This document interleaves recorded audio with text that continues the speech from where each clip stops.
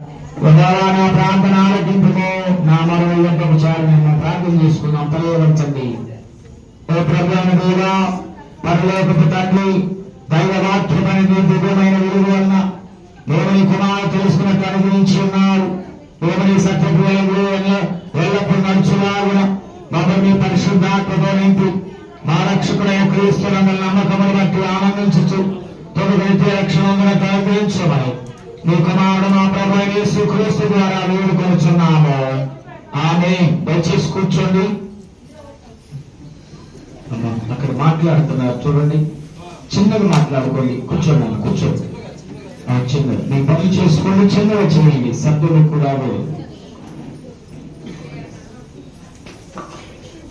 ఈ మంచి సమయంలో మన ప్రియులు శ్యామ్ గారు, లక్ష్మి, శైలజ